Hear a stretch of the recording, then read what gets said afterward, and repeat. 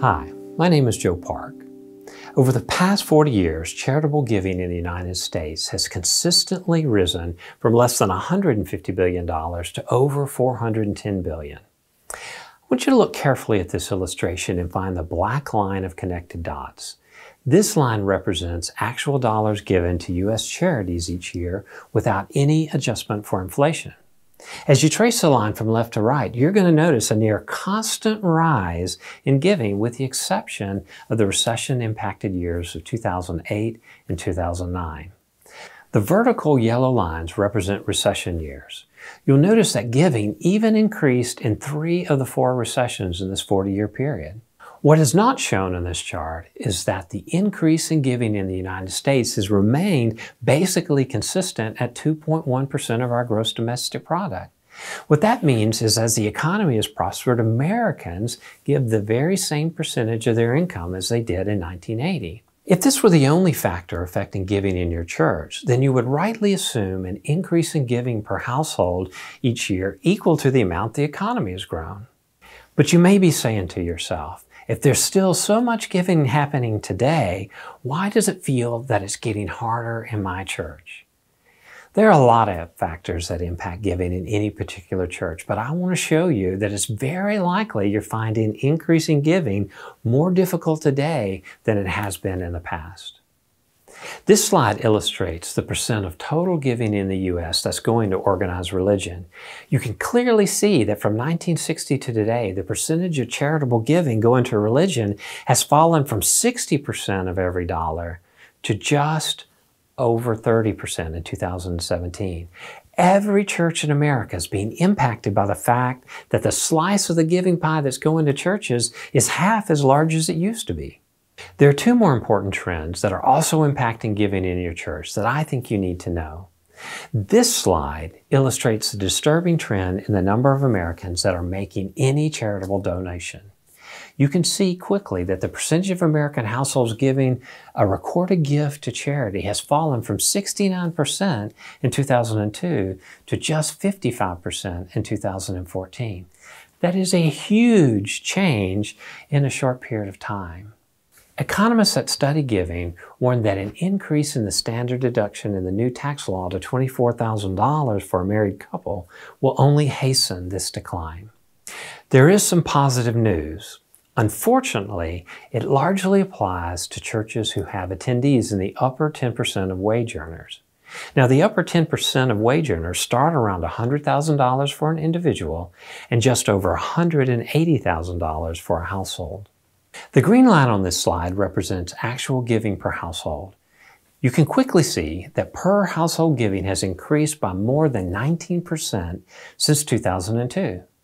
This increase is being driven primarily by the upper 10% of wage earners, or what we refer to at Horizons as high-capacity donors.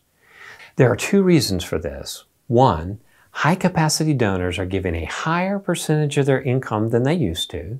And the second is that this group is receiving a significantly larger percentage of what the economy produces. You heard that correctly.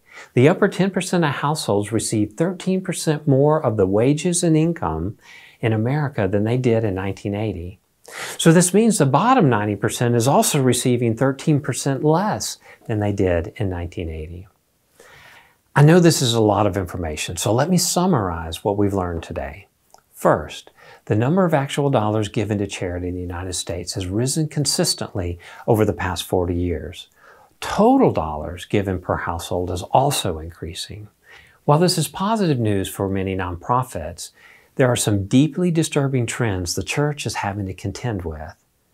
First, the percent of total giving the church receives has fallen by almost half since 1960. The other is the number of households giving to charity has fallen by almost 20% since 2002. The third is that wealth and giving is increasingly being concentrated in the upper 10% of U.S. households who are now receiving 40% of all income. There's no evidence to suggest that any of these trends will reverse in the near term. Here's the bottom line. The best funded ministries will increasingly depend on a small number of financial leaders and high-capacity donors to fund their ministries. Now that you have this information, what should you do with it? Well, here's my suggestion to get started. Begin by creating a financial leader development ministry. Now, the purpose of this ministry is to develop deeper relationships and connections with and between your existing financial leaders.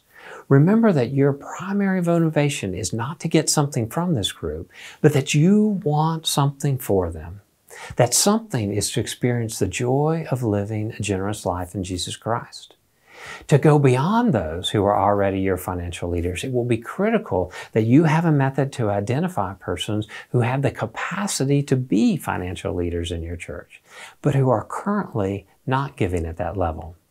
Most churches seeking to do this will use wealth screening software, which is employed by virtually all nonprofits with professional development staffs. Once identified, you will develop a process by which you seek to systematically build relationships with these persons. It is through these relationships you will seek to increase their interest and involvement in the church.